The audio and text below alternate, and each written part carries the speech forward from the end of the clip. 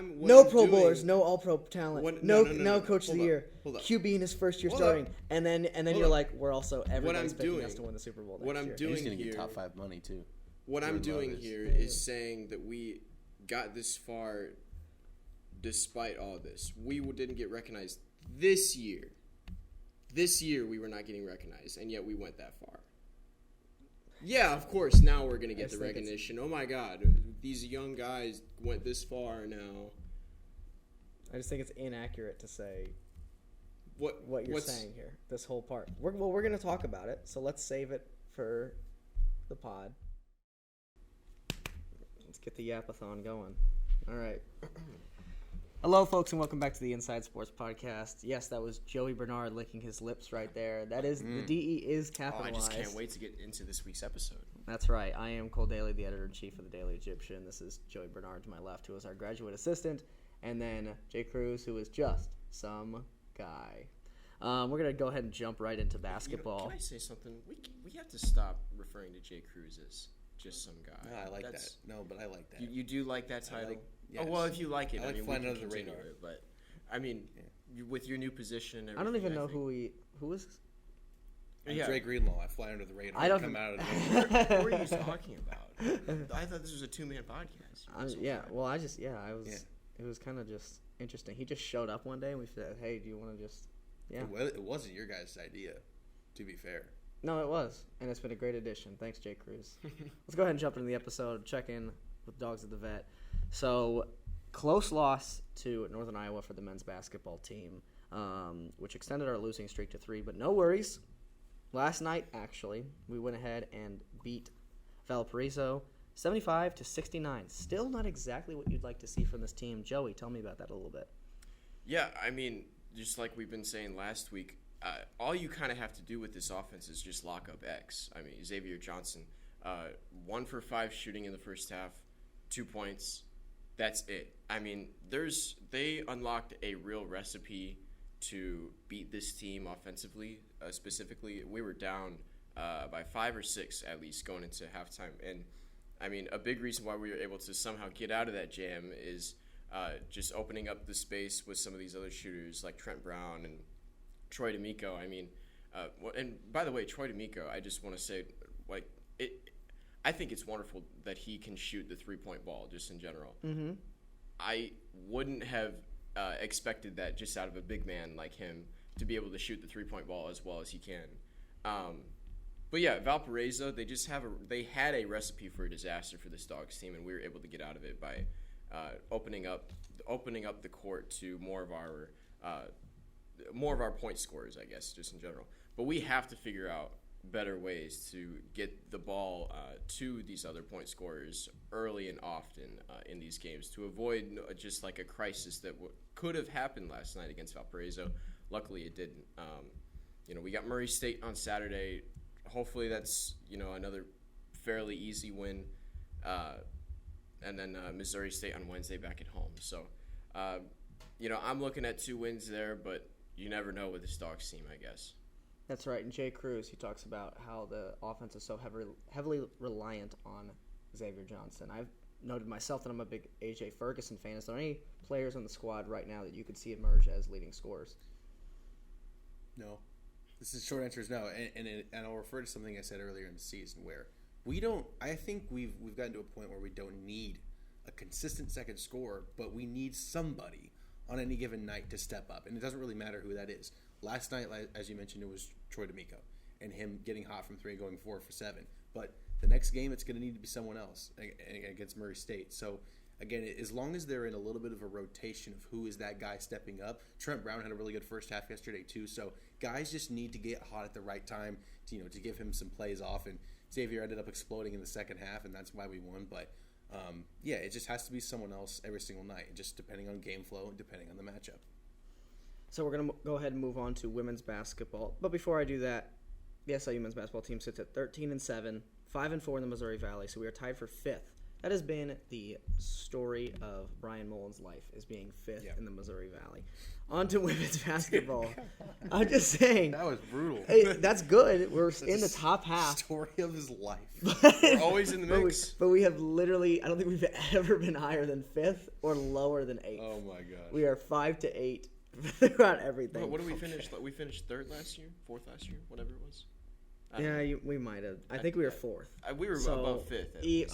But still, we knew what we were. So on to women's basketball. We had a very, very close loss to Indiana State, 64 to 63.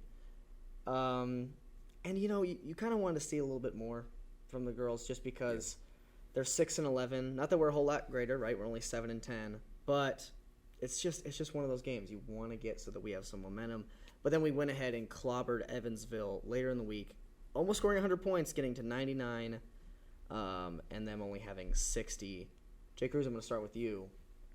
What did you see from this girls' one? Yeah, we're seeing a lot of similarities between this year and last year's team. It's almost a carbon copy in a lot of different ways, and they'll have games where everything is just so sloppy, and both teams are turning the ball over a lot, and then you get into this Evansville game where everything is clicking. I mean, we can quite literally do no wrong, and it's games like this that make us as a fan base wonder, like, okay, we see the potential in this team. When they put their foot on the gas, they can really strangle a team out and really dominate. So it'll be interesting to see in these upcoming games at Murray State and Belmont if they're able to do that same thing in certain stretches. I'm not saying they need to do it all game long like they did versus Evansville, but especially going on the road, getting out to an early lead and really extending it is going to be key, especially in this really, really tough conference and against a team like Murray State, who has been one of the best teams not only in the conference but really in the country this year.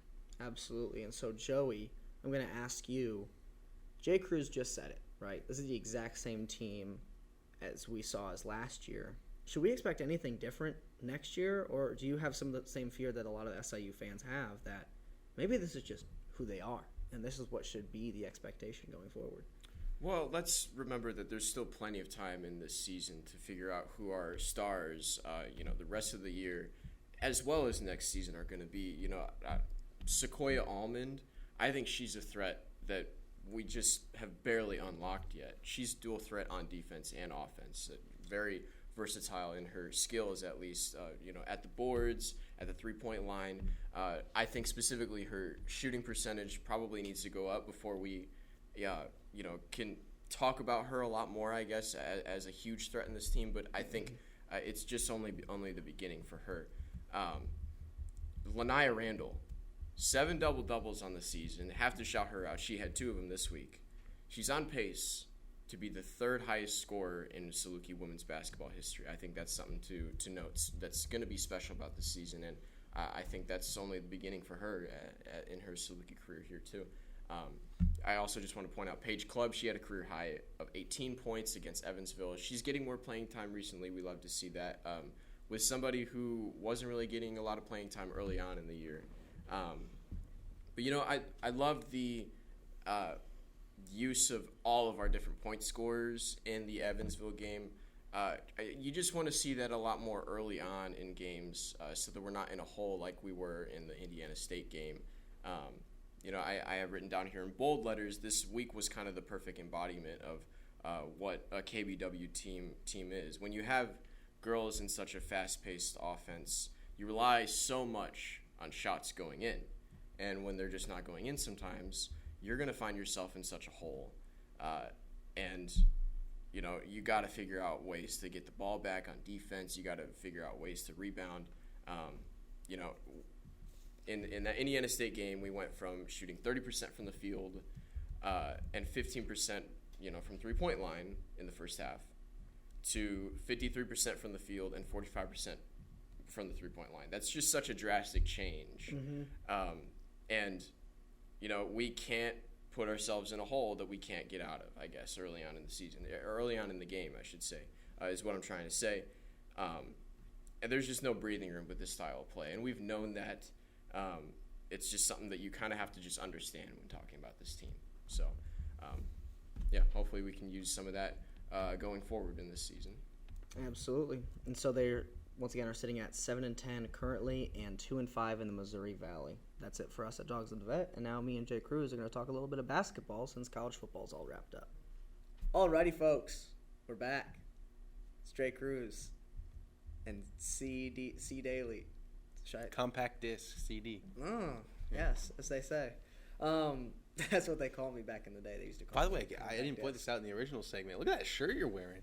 Can I ask where you got that? I got it for like Christmas one year, because I was debating on like who to be a fan of during my college football fandom. Oh, so this was a while ago. And this was about like 4 years ago. And it still fits you. And I was like, either. Okay, I don't know what that was in reference to. Just a statement. but I figured, it's either going to be Ohio State or Texas. I chose Texas. But that is funny that me and you happen to get to this point. I mean, I've never seen you wear that shirt before. Here's the thing. I've grown to dislike Ohio State because I really don't like Ryan Day, like at all. Yeah, but I understand. If it was Urban Meyer times, I might be with you here. You never know. That would be something. Anyways, we're going to go ahead and jump into it. So our new segment for basketball, right, is buy, sell, or hold. You guys are familiar with this, trader terms. If you like a team, you're buying them. If you don't believe in them, sell. And if you're not really sure yet, you hold. Okay? So I'm going to go ahead and give you mine for the NBA season. I'm the NBA analyst. He's our college basketball as we see fit. So for my buy team, I'm going Miami Heat. Wow. Just got Terry Rozier in a very good trade. This is a guy that can put up 20 easily, with his eyes closed, and he plays relatively good defense. And I think the Heat culture is really going to accentuate what makes Terry Rozier good. Then they have Jaime Jaquez, their young star from, as you would know, UCLA. Yep. And he has shown an incredible display of back-to-the-basket moves. Like, honestly, he is not this player, okay, because I'm going to compare him to somebody, and it's going to be crazy, okay, but just bear with me. But for a guy at his size, it is very Kobe-esque. Like, he has nailed his back-to-the-basket game with the bumps, all that stuff. I mean, he plays much bigger than he actually is. I think, obviously, there's Jimmy Butler, Bam Adebayo. I see this team. Last year, when they were in the finals, they were a little bit pretenders in my eyes. I didn't foresee them, being a true finals team. But now, Jaime Jaquez, Terry Rozier, Tyler Hero, hopefully he'll be healthy. This is a squad that can make it all the way. What do you think, Jay Cruz? The thing you said about Jaquez was really, really interesting because I sometimes I'll look at NBA scores or whatever, look at injuries, lineups, or for a fantasy basketball team, right? And I'll see that Jaquez has been in the starting lineup for a good amount for the Miami Heat recently. And I dove into the numbers a little bit, and he really has been so good for them. He's been incredible. And they are a better team when he is on the floor, and the way that you just described his play style, he's kind of turning back the clock a little bit. And I think that might be part of why he's been successful, because you just don't see guys like that right now. Absolutely not. So, on my sell, I'm not going with a team this time. I'm going with a specific player in general. And I decided to choose Jalen Green. Now, funny enough, we were talking about Jalen Green on our way to the show today. And I think we got to give up on him being an all-star. I mean, I watched a... Whoa, just an all-star? Yeah, I don't see it. I just don't see it. I think he's a quality guy for a team. But this Rockets squad, this was going to be the year. Ime Udoka's coming in. Very good coach. Not the best history. Basketball coaches. He's a really, good coach. Basketball coaches really just... Yeah. They go more wild than NFL coaches do. That we know of. That we know of. That we know of. That's a good point. But nevertheless, Ime Udoka's a very good coach. Comes in. This was going to be the year for Jalen Green to get better. And I just don't see it. I wasn't high on him coming out of the draft. I think he's a streaky guy. But a lot of bouncy athleticism, right? Can shoot the three ball good. But the inconsistency. Some guys just don't overgrow inconsistency. I think that his ceiling now we should expect is a Terry Rozier type player. And Terry Rozier is good. I just talked about how good he would be for the Heat. He's very good. But I just don't see it with Jalen Green getting to that next level. He's going to get better. But with how the league's progressing, all-stars are hard to get now. Very, very hard to get. Jay Cruz, is there any thoughts from your end? No, I don't think so. I mean, you basically expressed all this to me before the show, and so no, I totally agree. And the Rockets have so many young, exciting players that probably should be getting a little bit more usage than him. I think it's as simple as that. I mean, Şengün is so fun to watch. Jabari Smith, so fun to watch. And so, yeah, I would agree with everything you said. Right. And the team that I'm holding on, this is interesting because they are still weirdly my title pick for the year. But the reason I'm holding is the Boston Celtics. You know who doesn't get good shots in the last 5 minutes of NBA games? The Boston Celtics. You know who's lacking a big man that can stay healthy? The Boston Celtics. And when you're playing guys like Jokic, you're playing guys like Embiid, right? There's a lot of settling, and there's a lot of iso ball that I'm not too opposed to, right? You have Jason Tatum and Jaylen Brown, right? They're going to win you games that way. But, man, just to get all the way, I think the biggest fear for the Celtics is the Heat or the Sixers. I think the Celtics match up really well against the Bucks. I would pick them over them in a series if that's who they face in the conference finals. But if it got to the Heat or the Sixers, I don't know. I might have to go with somebody else. So that's my take. Jay Cruz, we're talking about one of the best teams in the league here, maybe the best team in the league. What do you think? Yeah, I think the Celtics are one of these teams. You know who they remind me of? We'll talk about them later. Kind of remind me of the Bills a little bit. I mean, how many times do they have to get close before people start truly questioning the way that their roster is constructed, their best stars, and how they do? And I watched a game a couple weeks ago that completely encapsulates what you just talked about. It was their game at Golden State. They were destroying the Warriors the whole game, and just like you mentioned, their shot selection in particular in the fourth quarter was terrible. And certain guys, there are certain guys on that team, like Al Horford you mentioned, like Derek White as well. I know he's kind of been the darling of that team, but the shots that these guys are taking, especially early in the shot clock, and they're not really running their offense, it is not a recipe for success at all. And so that's something that they're really going to need to fix if they want to have success. And again, their stars just have to be efficient and step up too. But ultimately, they are in Buffalo Bills territory. Absolutely. But that being said, the reason I'm holding is a team that has Drew Holiday, right, Jason Tatum, Jaylen Brown, Derek White, Kristaps Porzingis, Al Horford. I mean, that's one of the best defenses in the entire NBA. Yep. I mean, we talk about them maybe, hitting a wall against the Heat. The Sixers are going to be tough to score on. But honestly, it's going to be tough to score on the Celtics too. So agreed. I view them very highly, but who knows? Jay Cruz, I think that usually you have a question for me. Is there anything you'd like to ask me about? I do have a question for you, man. And this is the second time in the last, 3-4 years that the Milwaukee Bucks have fired a coach that seemed like, from the outside, he was doing a fantastic job. The team was 30-13 when he got fired, second in the Eastern Conference. Adrian Griffin is no longer the head coach, and they have hired Doc Rivers, I guess he's not the interim. I mean, he's their head coach now. He is now the head coach. Cole Daly, how is someone like me, I would say as an NBA casual, to understand this and wrap their head around it? Because if my team was 30-13 and changed coaches, I don't even know what I would do. So here's the thing. I'm going to give you a timeline, right? I'm going to try and make this as short as possible. But Mike Budenholzer goes on to win the championship. However, he's only 2 inches away from that championship because Kevin Durant's fadeaway three, where his foot happened to be on the line. That was very impressive by Mike Budenholzer, and he perfectly constructed that defense for the Bucks where they run this drop coverage, right?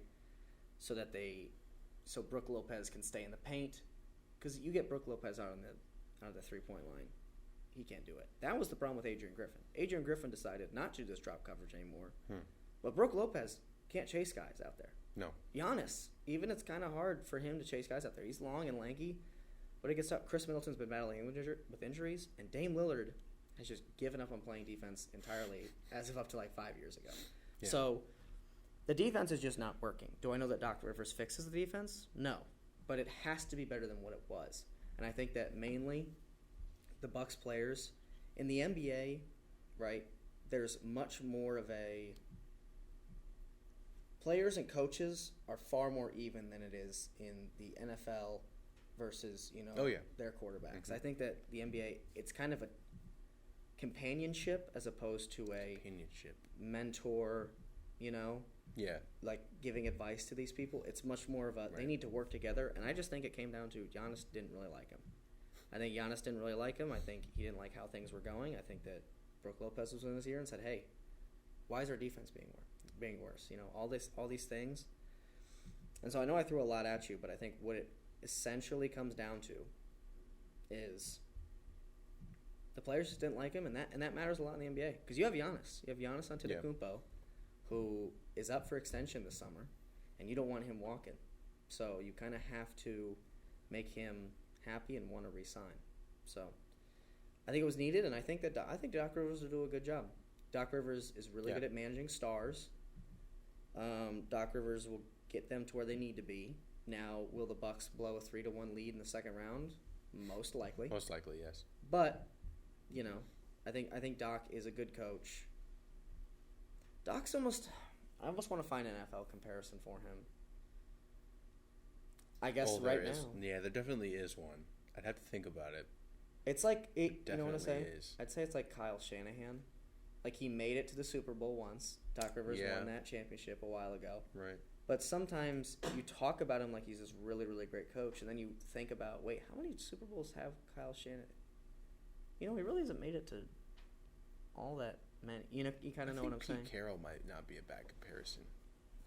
Yeah, Pete Carroll dominated at a time, and Doc Rivers that was never in really. College though. I mean, he had two Super Bowls in 3 years. No, they didn't win 2 Super Bowls. They won 1 Super Bowl. The Seahawks? Yeah, they beat the Broncos, and then who else did they beat? They lost to the Patriots. Oh, they did lose to the Patriots. Yeah, like they were good for 2 or 3 years, but outside of that, they've been kind of middle of the road, like above average, but not.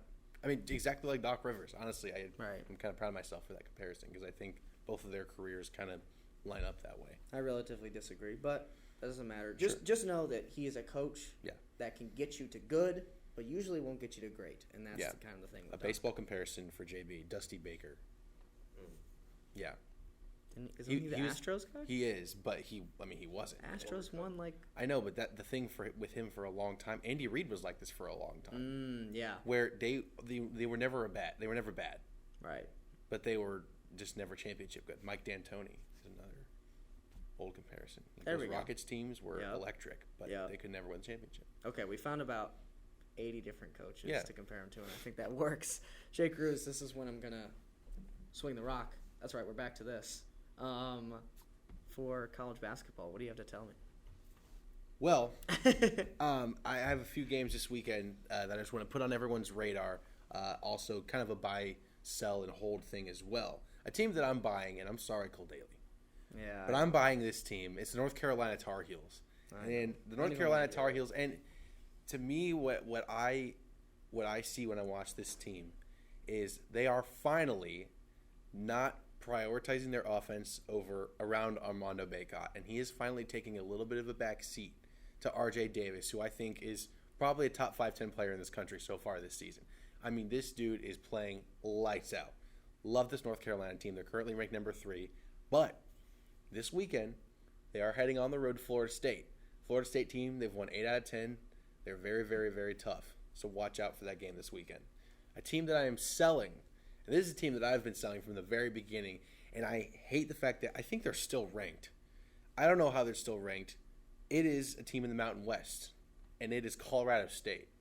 They are not a good team, and they are the mid-major darlings of the college basketball media fan landscape right now. I've heard a lot about I do not think they're a very good team at all. But the Mountain West, deep. Very, very deep this year, and they've been known in the past for not being able to compete in the NCAA tournament, but they did have San Diego State go to the Final Four last season. And honestly, to me, they're probably they could be a 5 or 6 bid league this year, as crazy as that sounds. That is nuts. And they have an incredibly good game this weekend. Number 18, Utah State, going on the road to Boise State. What a game that is going to be. Danny Sprinkle and his Utah State Aggies are ranked. They are living up to all the expectations that people had for them this year. Boise State getting some huge wins recently. I've always been a Utah State guy. Yes. I want to put that out there. Yes. I really like Sam Merrill was from there. Yep. Neemias Queta. How do you say it? The Celtic. He's the. I don't know. He's the Celtics backup center. Oh, okay. Neemias Queta, I think is how you say it. Something like that. It's Queta. You dog. Yeah. Go ahead. But anyway, Utah State, they made the tournament last year. If you remember, they lost to Missouri. Mm-hmm. And they brought pretty much everyone back. And they are continuing to play really, really well. And I think this game at Boise State this weekend is going to be incredible. So sit behind your TV for this one. And then the last team that I would like to hold on is a team that has very quietly, I might add, shot their way into the top 25. They're currently ranked number 16, and it's the Dayton Flyers. Mm-hmm. This weekend, they're going on the road at Richmond. Both of these teams are 6-0 in the Atlantic 10. I would do almost anything to go to this game this weekend. Richmond is going to be packed. They are going to be loud. The Richmond Spiders. The Richmond Spiders, who made tournament a couple years ago, if you remember, defeated Keegan Murray in Iowa, and which was very, very shocking at the time. If you haven't watched Deron Holmes play this year, Cole Daly, Dog. our NBA guy, is he an NBA player? Yes. I don't think he's not a lottery pick, but he will go anywhere between, my assumption is 22 and 35 That's fair. in the draft. With Like this, if you need a big who can play, veteran type guy, yeah, and you're the, say, Heat, right, 24 spot, boom, pick him up. Or maybe you're the Nuggets, you need an extra guy, boom. Warriors even, like, guy knows how to play ball. He's a dog. Like I said, I'm not picking him top 20, but sure. he'll be a sneaky late first round, early second round guy. Yeah. Regardless, he has been one of the best players in the country this year. We'll bring up Ken Pom a little bit later. You know how nerdy I am when it comes to that stuff. But behind Zach Edey in Ken Pom's Player of the Year rankings is Deron Holmes. That's how good this guy has been. The metrics agree with him. The simple numbers agree with him. When you watch him, you know why people hold him in such high regard. What's with Dayton getting all these NBA guys? I mean, can we talk about that for a second? Like Obi Toppin, Player of the Year. I think Dayton is in a very peculiarly good spot for talent, just strictly geographically. They In are right Ohio? next to the state of Indiana, which produces a lot of basketball talent. That's true. They're not very far from Indianapolis. They're right next to Cincinnati, right next to Columbus, Louisville. I mean, they've got a bunch of bigger metro areas around them with a lot of really, really good players. And given how they've been playing this season, I imagine that might just continue. And of course, there's the transfer portal, obviously, being able to just plug in holes like that. I think when you've got a really good culture like they do, and as a program, they've had a lot of success in the past. Mm-hmm. What for an A10 team? Nothing. No, yeah, I completely agree with you. So, Jordan, I'm gonna go ahead and ask you a question, right? Yeah. So you have a list here of teams that can make the championship, right? No, Teams win that the championship. That can win the championship. Not just make the championship. I love that. So you've had listed on Ken Pom. Mm-hmm. Houston, Purdue, Arizona, Tennessee, Auburn, North Carolina, BYU, Creighton, Michigan State, and Marquette. The fact that Michigan State is on that is insane. Right. Point is, holy cow, wait. So let me give you some parameters real quick. So Yes. there is a stat that a lot of college basketball nerds like myself are aware of, that to win a national championship, you must be in the top 40 in Ken Pom offense and top 22. That's a very weird number, but top 22 in Ken Pom defense. And those are the teams right now that qualify. Right. And then, So- so tell me something about these highlighted teams. What do you think about these highlighted Right. teams? So I made my own list, though, very blindly, not looking at Ken Pom numbers, just looking at teams, thinking about them, just thinking about their players, teams they've beaten, teams they've lost to, coming up with teams that I could see winning the national championship. And sometimes it's just visualizing, like, okay, could I actually see this team hoisting the trophy at the end of the year? As weird as that sounds, I've got Arizona, Houston, Tennessee, Auburn, North Carolina, like I talked about, and I have Michigan State on there as well. I don't get that. I For to what me, reason? I just look at their roster and I say they have too many dudes not to be a team that can make a deep Final Four run. I think They there have were a lot of dudes. and I don't think it was an accident that they were ranked number 4 to start the year. Are they gonna even make I don't think that was an Are they even accident. gonna make They'll make the tournament. Trust me. yes, a 12 seed? I don't really care what seed they are if they do make it. And the last couple of times they've been lower seeds, they've been pretty impressive. I know. So, that's I know Exactly. it sounds crazy. Excuse me, and I wouldn't pick them to win it all. I think they are, though, on a short list of teams that can't. Now, I have 3 other teams that I do not have in common with Ken Pom. So the ones I named, I have in common with Ken Pom. I also have UConn on there, who just got Donovan Clingan back. Kansas on there, and Kansas, kind of like Michigan State, is a team with a bunch of dudes. Kevin McCullough is playing lights-out basketball right now. And then expect him to be a lottery pick. And then the team that I know people don't want to hear at all on this list, but I just have to be honest, the Kentucky Wildcats. I'd agree with you. Strictly because of guard play. And I think they're one of these teams that, of course, they're always young. Kentucky is always young. That's just them. Like, you can't make excuses or give reasons for them being good or bad because they're young. That's just who Kentucky is. That's the kind of program that Coach Cal wants to run. And between Reed Shepherd, Rod Dillingham, DJ Wagner, I think that they're a team that I could see meshing when tournament time comes around and make a deep run. I completely agree with you. So here's the game that I want to play with you. Sure. Okay? You have this list here. Mm-hmm. But if there's one thing that I know about almost every single national championship team, it's that there's always one guy. There's one guy that makes a huge difference and can lead the team, right? Tristan Newton stepped up last year. Mm-hmm. And usually you wouldn't pick him to be that guy, but he stepped up, got UConn in the national championship, right? I think back to my Duke team. Tyus Jones. A lot of times it's a guard, but sometimes it's a big. There's also Justice Winslow was also very huge on that team, and then you look back to the Villanova squads, right? Jalen Brunson was the catalyst. Yes. So I think that's the correct word here. Maybe not the best player, maybe not, a sneaky player who's going to be better, but who's going to be the catalyst for a national championship run? And I'm going to ask you that for each of these teams. Okay. So I might need to think for a second, but go ahead. Okay. For the teams on my list or the teams on Ken Palm's list? For your list. For my list. Okay. For your list. I'm ready. Arizona, who is their catalyst? Caleb Love. Really? Yeah. He's their catalyst. Because when he's hot, he is. I mean, they're the best team in the country, in my opinion, when he's hot. But the problem is there are far too many nights where he's not.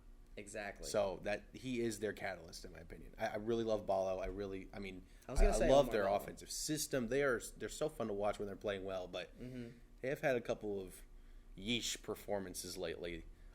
I still think they are a national championship winning potential team, but yeah, they've had some yeesh days lately. You know who I love? Kylan Boswell.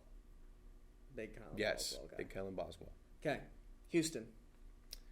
Houston's a tough one because they still have a solid amount of good players from these past years. I would say it's a combination, if you will, between Jamal Shead and LJ Cryer, and they have to stay healthy because one of the main reasons that they didn't make a deep run last year was the injury to Marcus Sasser, and that killed them. I picked them in like all my brackets. I legitimately thought they were that good.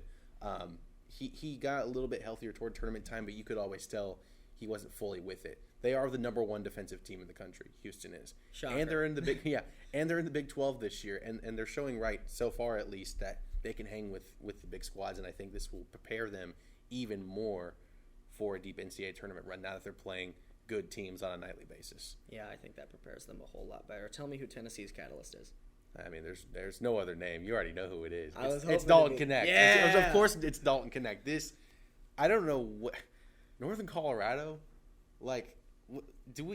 How do we miss this guy? Right. I mean, this dude he's the best scorer in the country and I think it's not really close at this point. He's averaging, I think, 31 points over his last 5-6 games. He's the one thing that Tennessee hasn't had in a very, very, very long time. A guy who can just get buckets. And he can. And with their will. And I've said before, this team in the tournament doesn't really have a great reputation, and for good reason. But they do always play good defense, and so now that you add in this incredible score, yeah, Tennessee for sure. Auburn, Jelani Broome. There's a lot of different guys that I would pick as the catalyst for Auburn. I really, really like this team. They destroyed Ole Miss this past weekend. I mean, they cannot be stopped. I think they have a lot of different guys that can attack you in a lot of different ways. But I would pick Jelani Broome. He is sort of their glue guy. He's their centerpiece of their team. Let's go North Carolina. R.J. Davis, I mentioned earlier. I mean, he's the guy. Now, let me rephrase that. I actually want to change my pick. Because earlier I said Armando Bacot. Him taking a back seat is helping this team. But I do also think that he is the difference between them being a national championship team and being a team that will make the tournament but maybe lose to a team they shouldn't. I think if he continues to just play the way he's playing right now and resist the urge to try to dominate in the way that he did back in 2022, they're going to be a national championship team for sure. UConn, it's the guy that just came back, Donovan Clingan, and they were playing pretty good without him, But even in that game against Villanova, I mean, that was upset. That had upset written all over it. Right. And they came out and still won. They got him back. Once he is back and fully healthy, this team goes through the whole Big East schedule and into the tournament. I think they'll be in good shape. Let's go Michigan State. Michigan Who's your golden boy? 'Cause Michigan State. I'm so out on Michigan State. So I love Michigan State. I know their roster up and down. They've brought back everybody. For me, it's Jaden Akins.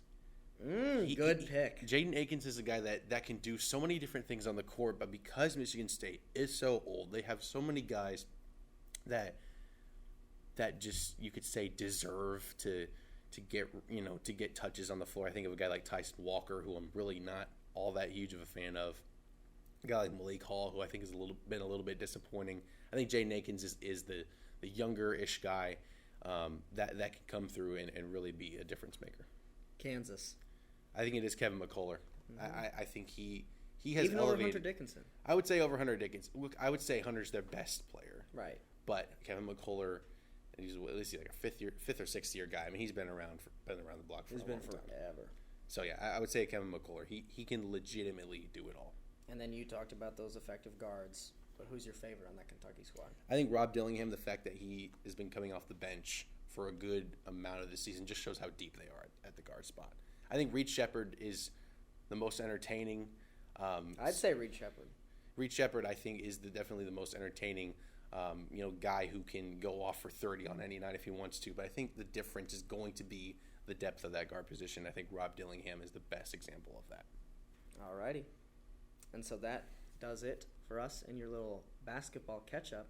We're going to go ahead and talk to Joey Bernard now. We're going to bring him back on to talk about a very, very exciting NFL weekend coming up.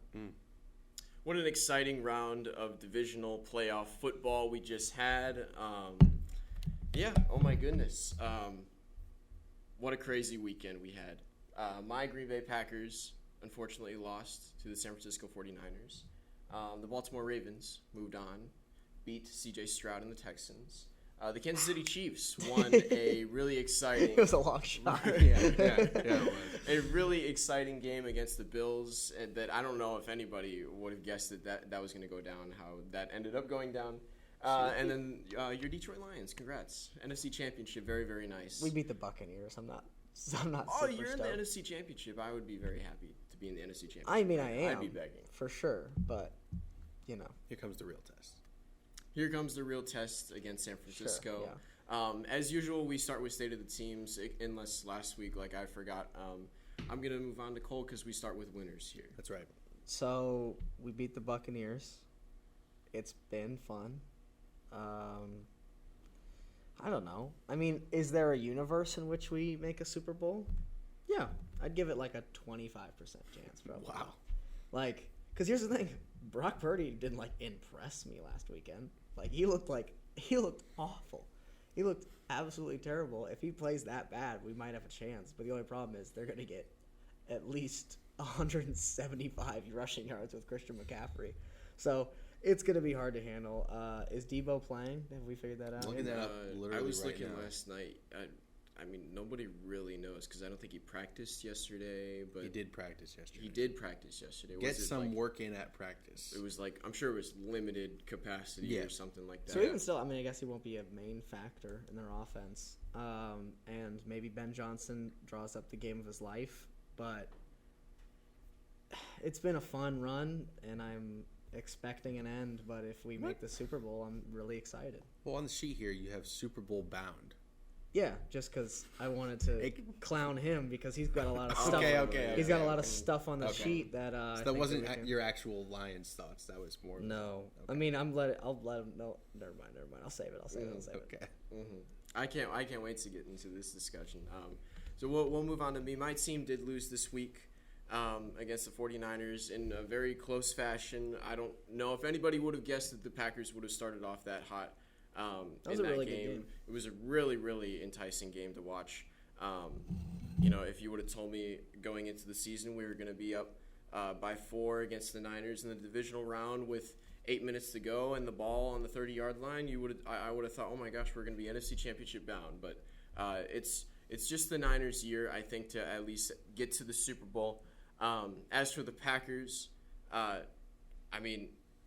this is going to be the start of that window that we're going to be talking about for a couple years now, where they're going to have the chance to make a Super Bowl appearance. They got so many young guys, young talent on this team that they're just unlocking that type of potential. So sorry, my computer just died. That's why I did the head. Oh, That's why I did the yeah, head yeah. thing. I promise. I did it for a different reason. I promise. They're just unlocking that potential. I was just talking to Jay Cruz just here a bit ago, but somehow Matt LaFleur is not Coach of the Year nomination, which is utterly ridiculous. So I have a few things down here that Cole Daly was talking to me about. So this year, this Packers team was on the verge of the NFC Championship, right? With no Pro Bowlers, no All-Pro talent, no Coach of the Year.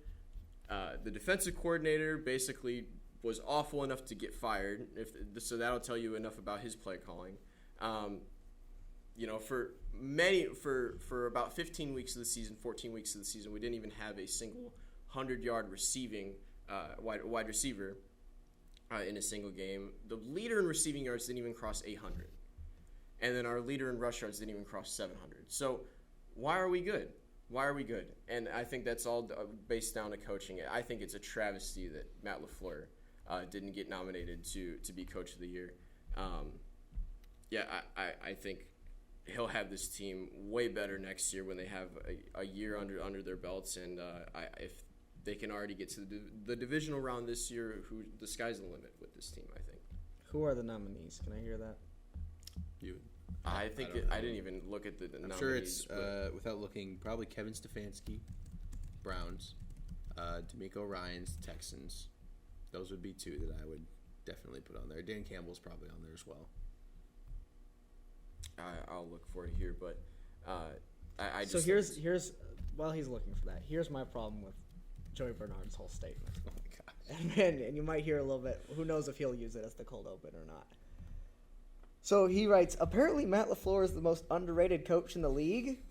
Not even a finalist for Coach of the Year. Just because he's not a finalist for the Coach of the Year doesn't mean he's an underrated head coach. He is widely personified as a top 5 head coach in the NFL. But that's what that means. He's not a top 5 coach in the league. That's not what that means. In not the NFL, this year. You can't That's this year. I don't think you can use like NFL awards to be the deciding factor on whether or not a guy is good or bad. Then why is he not nominated? This is just for media Coach of the writers Year? who sit in their freaking because it offices all wasn't day. a top. He didn't do a top that's 5 what I'm job saying. this I year. think the writers, whoever picked these nominees, are just dumb. They're anti-Packers. Right.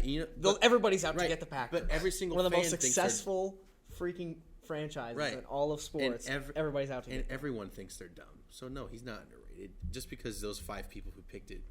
So you think that LeBron James should win the MVP every single year from 2021? Hold up, we're switching the conversation. No, we're not, here. because you we said are. this is a representation of who's the top 5 coaches in the league. I don't think it is. I don't think Dan Campbell is a top 10 coach in the league, but he should be up here because his team made it to the NFC. Which I've always thought Dan Campbell was much better than you have thought he. You thought that he was going to be a transition coach into your next coach. I think he still will be. I think I think he's not going to get fired after this year, but I think that when the Lions take the next step, Dan Campbell won't be there to see will it be too late? It'll probably be too late. Yeah, I think you're screwed. But I think pull it up again. I want to look at this because you are playing. What I am getting at you is you're playing this whole victim card of apparently nobody believes in Matt LaFleur. Everybody believes in Matt LaFleur. Everybody thinks he's top 5, and then you go. No Pro Bowlers, no All-Pro talent. But guess who's picking us next year to win the Super Bowl? He should have gotten You're contradicting yourself. He should have gotten a nominee for Coach of the Year. That's all I'm saying. With everything that happened this year, first year starter. What was the at Packers QB. record? Can you pull that for This me? year? 9-8. 9-8. You want 9-8 as Coach of the Year? Yeah, absolutely. They were 2-5 at some point this year. They were picked to finish with 4 wins this year, 5 wins this year. Who picked them to at have that 4 or point? 5 Wait, wins? yeah, At who that, did that? At that point, they were probably going to finish with 4 or 5. You know what they were wins. expected to be I this think year? Wait, Cole, can I say it? Yes. They were expected to be 9-8 this year. and they The finished over. 9-8 I think this the year. over under for wins was like 8 or 7, Like 7 or 8. It was probably 7.5 or 8.5, and they did exactly. They that. went over, so they went By over one, the by expected one. wins. Well, that's why they do those as By halves because you can't because you have to go over or under. Listen, I just think I that like type Jordan of. Love. I like Matt LaFleur. I'm just letting you know. Oh, now you do. I always because have. of Matt LaFleur's Cole's coaching. never not liked them. Never not like Jordan Love. Well, I You were did when talking he about sucked. Jordan Like, Love when yeah, he when at the sucked, same I didn't level like him. as Desmond Ritter. You were Yeah, talking he about Jordan was Love. that, but that he obviously got a whole lot better. But your Why? whole thing. So this why is, do you get so much better? Just Matt what? LaFleur. Because he Because got of Matt better. LaFleur. Because he got Yeah, better. and he's not denying that though. Yeah, I'm not. But your whole thing, you're doing this whole thing where you're like, nobody ever believed in us. At game in week 7, you were like, I can't take this team anymore. Trade everybody. Like Well, that yeah, was- absolutely, and I and think this that's whole a thing- testament to Matt LaFleur's coaching to stick with this team and be able to bring them back from that. I agree. So thank God Matt LaFleur didn't quit on the Packers because if he quit, he might as well have done the no- same thing. Hold up. Because just because All he right, kept yeah. coaching, We're he gonna deserves move on. a Coach of the Year. We're gonna bid. move on because I'm tired of talking about this, and it's just gonna be a circle of an argument. Here. Sure will. Jay Cruz, I don't know if you have much to say about your Chicago Bears, but you know they're trying to look for a new offensive coordinator. They got a new offensive coordinator. Got a new one. Shane Waldron, former Seahawks coordinator, and you dive into the numbers a little bit. I'm nerding out on this podcast today, but you dive into the numbers a little bit. He was kind of the scapegoat for that Seattle drop off this year, when in reality, a lot of that was because of the fact that Geno is just he took a drop off, and he probably isn't as good as people thought he was. Running back injuries, all their offensive line was ravaged by injuries this year. But in 2022, they were a top 10, top 5 offense in the league from a statistical standpoint. And that was with Geno and the limitations that he has at quarterback. And with a guy like Pete Carroll, who has been every single offensive coordinator he has forced them to run the ball a lot more often than that coordinator would probably like to. And I hope and pray, and I don't trust Matt Eberflus to do this fully, but I hope and pray that he just becomes the guy on offense. He has full control. Matt Eberflus shouldn't be saying anything to him on the offensive side. He just needs to control the team as a whole and help out on defense when needed. And we still need to look for DC too. But yeah, we hired Shane Waldron. That's all I can say.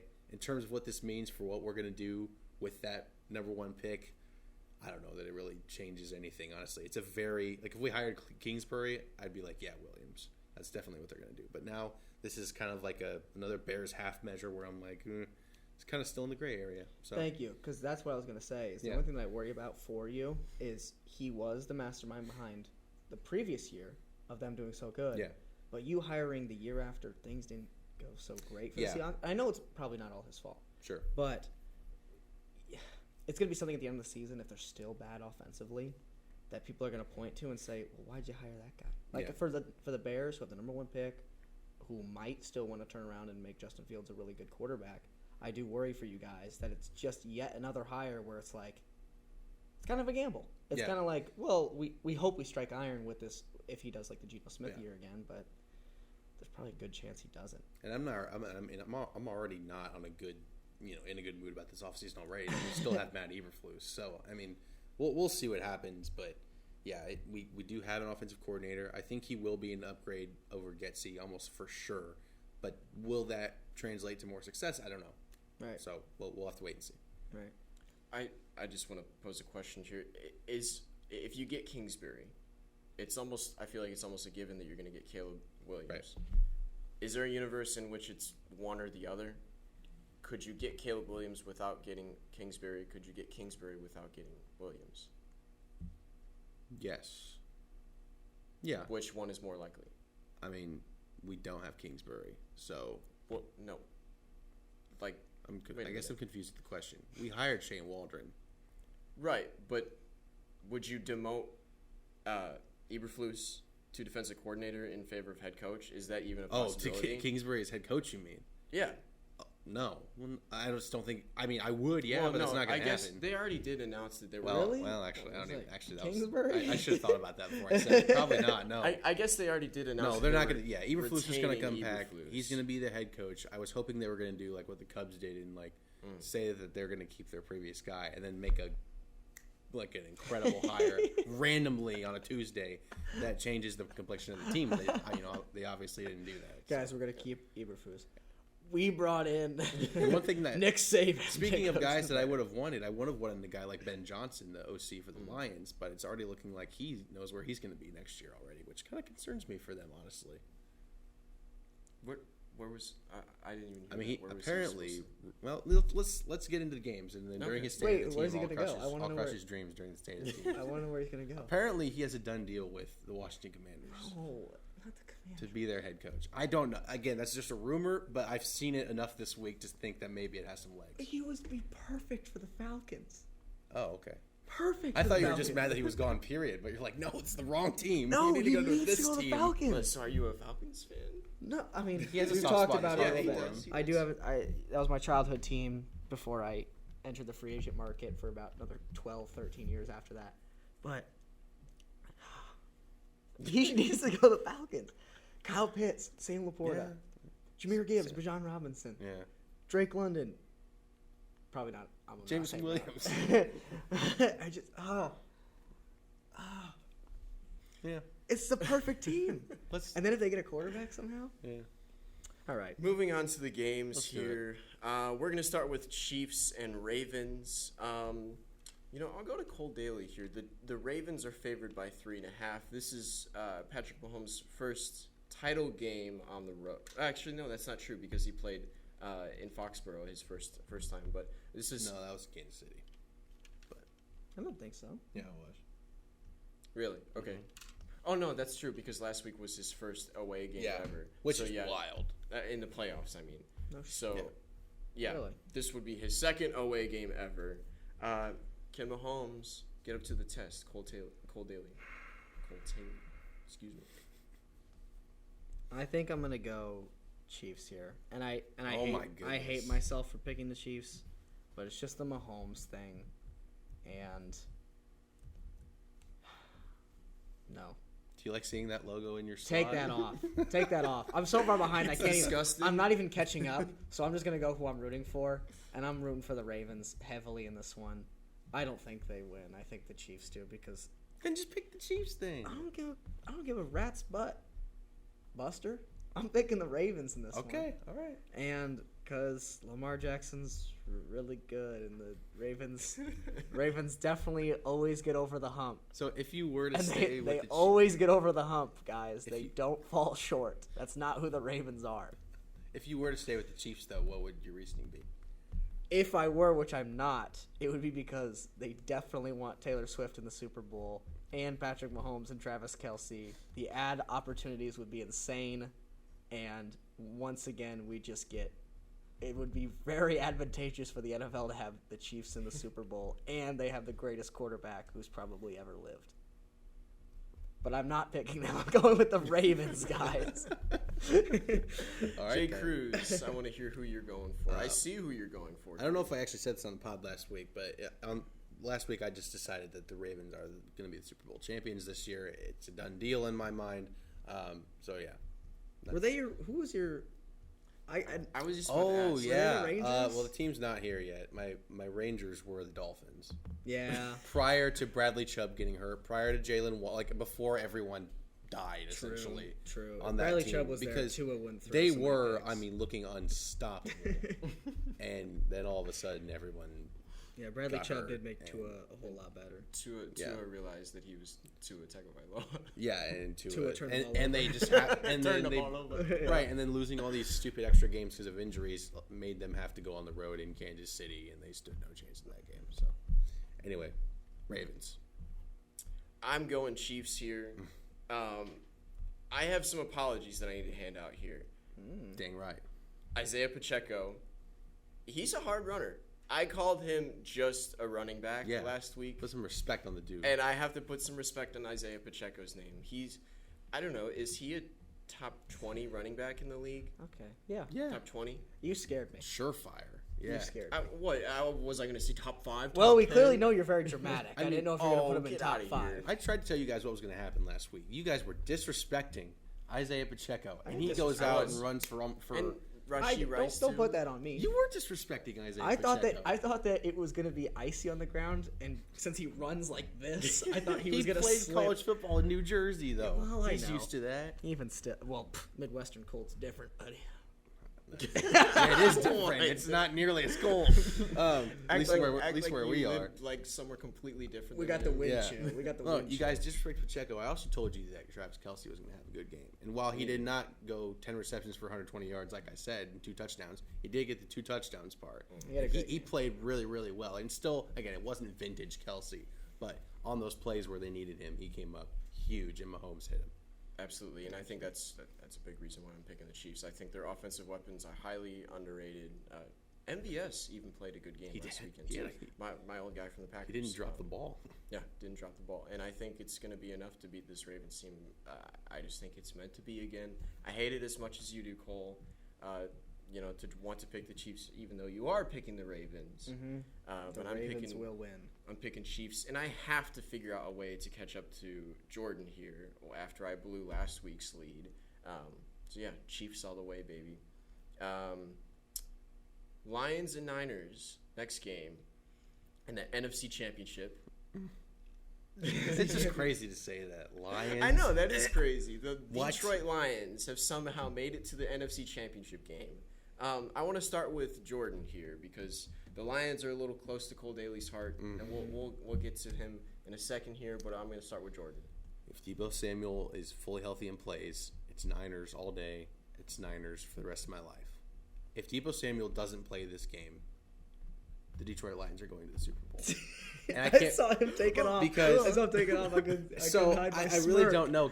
Can I do like a situation where like wait for Debo? Can I type that in here or wait for Debo news? I don't know. I think that's what I'm going to end up doing because which I can't believe you're allowing me to do this. I think it's fair. So I appreciate it. I think it's fair. But that's how much I value him because you saw it last week in that game and he went out early and you could just tell the Niners were a little skittish on where they were going to go with the ball in the passing Brock Purdy game. had a game-winning drive, Jay Cruz. Yeah, Brock Purdy is not a great. I've never said he was a great quarterback. I mean, a lot of people like to say he's much better than he is, but no, I mean him and Jordan Love are about the same in my mind. So, I would just say wait for Debo. Wait to see.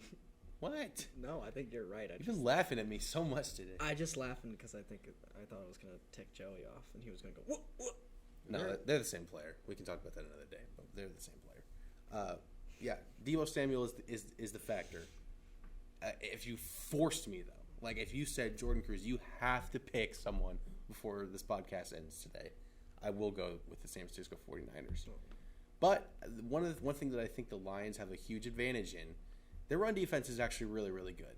They are very, very good. The Buccaneers could not do anything, and it's why they had to rely on the arm of Baker Mayfield last week, and it let them down, as he has done for basically his whole NFL career outside of one miraculous season with the Browns.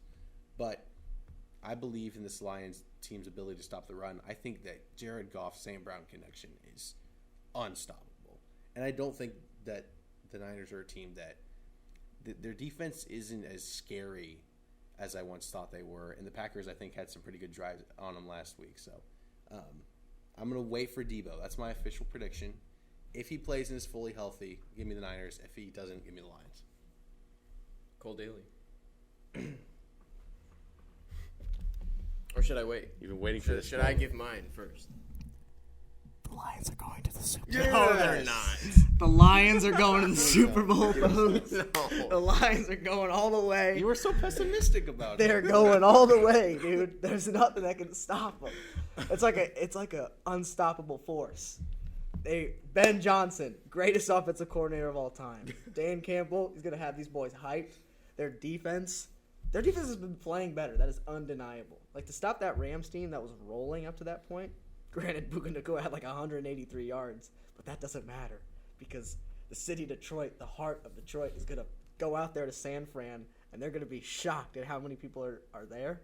And I think that it's gonna be a much more closely contested game than people think. And I'm taking the Lions, Jared Goff, my MVP, Aiden Hutchinson, best defensive end in the league. Stamp it. I kind of feel Stamp it. I kind of feel some shots here but from Cole Daly about all this. I don't know what you're Over-exaggeration talking or about. something? Yeah, what are you talking about? Interesting. That's Stamp it. very, very interesting. Stamp it. Some NFC North team could get it done. Yeah, eventually one of us has to get there. For real, 'cause the Niners, I think they have to have an insane record versus NFC North playoff teams in the last decade or so. Yeah. They've beaten every Something single like time that. they play against them. They yeah, destroy and them. it's always the Packers. It's always the Packers. Lock it I am going Niners in this one. I love the Lions. I love Sam Laporta. I love Jahmyr Gibbs. I kind of disrespected Amon-Ra last weekend. Specifically, I kind of forgot about him in general, in favor of talking about Jameson Williams and how he's been underwhelming. Best comeback routes in the league. That's right. But I have to go Niners here. And I will say, I think the Niners-Packers game boiled down to, I think the Niners played as bad as they did due to, it kind of just boils down to rust. It's been 3 weeks. It had been 3 weeks since they played like a meaningful game. Brock Purdy looked flustered, like he didn't know as much of the offense against a really, really good defensive line. And the Lions have a really, really good defensive line, so that worries me. But I'm banking on the Niners here because I think just playing against the Packers last week is getting them back into the groove. Niners to the Super Bowls all the way, baby. So just to round it up here, my Super Bowl here is Chiefs versus Niners, a rematch from a couple years ago. Jay Cruz's Super Bowl here is Ravens Niners, another rematch of a Super Bowl from 2012. Well, it's Ravens / wait for Debo. Wait for Debo. Yeah, I guess your pick isn't a team. It's That's specifically we reliant should on not let him one do this. player. Well, if you tell me to make a decision now, I will. But you haven't told me to do that yet, so I'm. Pick them. Who are you going with? Oh, JB has to agree with you. JB has to also force me to do this. Force you to do what? Make a pick. Make an actual pick. today. Yeah, I'm forcing you to pick. All right. pick. Oh my gosh. Can I see it? Can I see the Lions winning? Give me the Detroit Lions. You're not. Yes! You're not Yes! picking the Lions, Yes! bro. You're not picking the Lions to win this game. I know that. No. I know there's so much pressure here by Cole Daly to There change is. everything that we do. He's wearing a Ohio I State want shirt. you I to like pick. it. You want to pick the Lions because Cole Daly's here. Just you have to be unbiased with this. You have to be. Lions are going to the Super Bowl, folks. Stamp it. you're- Stamp it. Put the house on it. Put the house on it. You're the Jay Cruz that's leading the Inside Sports podcast and picks right now. Right. Trust your gut. You have to Trust lead- yourself. You have to lead from the front. If you want to pick Lions from your heart, pick the Lions. My heart doesn't want the Lions. I want the Lions Well, to get that's what I'm destroyed. saying. But it's mine. Your But it's mind. the same reason I picked the Chiefs to beat the Bills last week. I picked with my head and not my heart. Pick with your head, not your heart, man. With your head, not your heart. Stick with it. Stamp it. Niners. Final decision. I'm putting it in. Okay. I'm putting Loser. it down. We've had Niners. 2 switches Niners. by Jay Cruz I'm gonna here feel live I'm on the gonna feel podcast. so stupid if Jared Goff comes out. You reminds you why he's the Jared best quarterback in the NFL. Okay. Okay, Yeah, this is why I'm picking the Niners because he said a dumb statement like that. Which quarterback has been to a Super Bowl before? Brock Purdy or Jared Goff? Well, they'll have the Thank same you. amount after this weekend. Nope. That's not how it works. Okay, so finally, Jay Cruz's Yeah. final Super Bowl. Ravens, Niners. Ravens and Niners. And I think the Ravens are going to crush them. I'm already making my prediction for that game now. So And Cole's Super Bowl is Ravens Lions, and the Lions somehow get to the Super Bowl before the Chicago Bears do again, since it's been over 30 years since then. excuse We're me, gonna- we made it in 06. So Well, Calm that's down. true. Excuse me. Forgot about Rex Grossman. yes. Cole Daly, what'd you learn this week? To be honest, I haven't thought of anything yet. So moving on to Jay Okay, Cruz. we're gonna move on to Jay Cruz. I got a couple more things. Caitlin Clark, one of the most popular basketball players, period. Not even just women's basketball player, for the University of Iowa. Her team lost to the Ohio State Buckeyes women's basketball team, who is also really good in their own right this past weekend. But I don't know if you guys saw the clip. After the game, we were storming the court because, like I said, Caitlin Clark is popular, and she also has a lot of haters for reasons unknown to man. She hasn't really done anything, but when you're good, you have haters, right? After the game, a fan was running onto the court and collided with Caitlin Clark. But if you watch the God. replay again, it is abundantly clear to me that Caitlin Clark extended her arms and pushed the fan and flopped. So officially, Caitlin Clark has become hateable. And I am now anti-Caitlin Clark. No. The second thing I have, I'm not even going to listen to what you have to say. The second thing I have is also, this has been probably, I've made this very well known, one of the worst sports years of my life for my teams. Very, very heartbreaking. It continues in very poetic fashion. I think it was Tuesday night. Chicago Bulls were playing the Phoenix Suns, and I don't really watch the Bulls because I am a fan of them, and I keep track of them, and I know what's going on with them at every time of the season. But I haven't watched them since the very first game of the year because they are just disappointing. They are a complete mess, and they don't have any sort of direction or sense of where they're going. But they've been winning some games lately, and I saw that they were up on the Suns the other night. And I'm like, okay, I'll go ahead and turn it on. They were up by 23 points in the third quarter. Blew the game. Lost it because Kevin Durant is still freaking amazing, right? Yep. The night before, I happened to watch Michael Jordan's Hall of Fame speech. Michael Jordan, 23. Literally the next day, I watched the Bulls for the first time since like October, and they blow a 23-point lead. And I was like, what am I doing? What am I doing with myself? It's a sign. So yeah, I'm done watching the Bulls until if they somehow make the play-in game, I'll tune into that. But yeah, it's just poetic. 23 still curses the Bulls. There has to be some sort of curse there, right?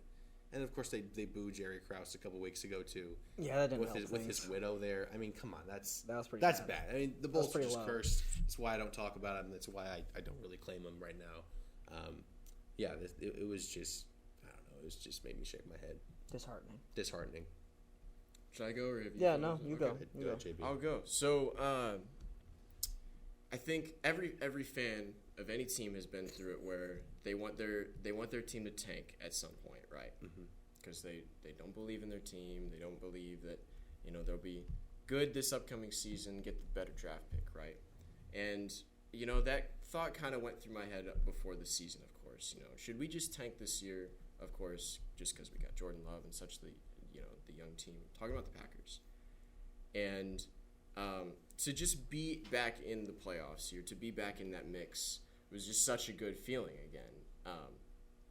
To know that we have a chance, and yet it feels all the same once you lose in the playoffs like that. Even though this was the season that we weren't supposed to get to that point, it still sucks. It still sucks to have a playoff loss like that. So I think the thing that I learned is that there is no such thing as a fan that wants to tank. If you're a true fan of a team, I think you won't want your team to tank for a better draft pick or for whatever reasons you want it to be. Because winning always feels good. And that's not a feeling that anybody doesn't know. Just people will say it continuously to the end of time in sports, and it's just not a real thing. That's what I learned this week. Cool, Daly, you have a thought about that? I disagree with you've been both of you staring at guys me. very heavily. Wow. I think sometimes what's best for you It is might also be what's best. Right. No, sometimes what's best for you is what's worst for you. And losing a lot of games can be best for you, Right. and you can get really good players. And unfortunately, JB, you're a fan of a team that hasn't lost like 10 or more games in forever. And That's so true. you're stuck in this purgatory cycle of having like a late teens draft pick. Just think the Bulls every single because we've been year. Bulls fans. Yeah. and that's what that is. And the one time they had We want them to lose. and the one time they had a high draft pick, they picked Patrick Williams. So. But it's not even their fault. Well, it's not their fault. Because it was an but- awful draft. Yeah, it was. Of course. Well, LaMelo Ball was picked right before him, and he's pretty good. So Well, sure. Tyrese Halliburton was in that draft. Like, and would he's you pretty really? darn good. But so. no one would have picked him top. Well, I know, but It's just a whole thing. they still But messed it up. Nobody wanted Patrick Williams. Anyway, I think yeah, no, I do agree with Joey though, but we could have gotten because Jaren in the Jackson course Jr. of a season, I've never watched a game and been like, you know what? I hope they lose. That's what I'm saying. I've never had that thought. You're never disappointed when Right. your team lose or when your team wins. Right. Like when the Bears got the number one pick, like because they were losing last year. Like even in the last couple of games, I'm like, wouldn't it be cool if like we beat the Bills, or wouldn't it be cool if we beat the Eagles or the get Vikings that. or whatever? Like it doesn't really matter to me. So yeah, I agree with JB there. You never. I would be want- stoked though if we traded Zach LaVine and DeMar DeRozan and Kobe White. If we got rid of all of those guys, I'd for be some high draft I would picks or be whatever, Stoked. and actually like, yeah, I And would be actually too. got because I Yeah. think there might be a difference between trading away a player and rooting for losses. It's one of those You things. can't where root for losses. You just have to. That's a good point. It's so You hard to spit. wrap your head You around. spit. That's what I'm saying. You Yeah. spit. It's so hard to wrap your head around like wanting to lose because it's like why even watch then? Yeah. So And I think your Caitlin Clark thing, it's slow motion. Anyways, she did extend her arms. it's slow motion. Going the other way. What do you? That was so perfectly slow. That was awesome. Okay, what I learned as a Duke basketball fan, I guess we're just all going to talk about teams that we're a fan of.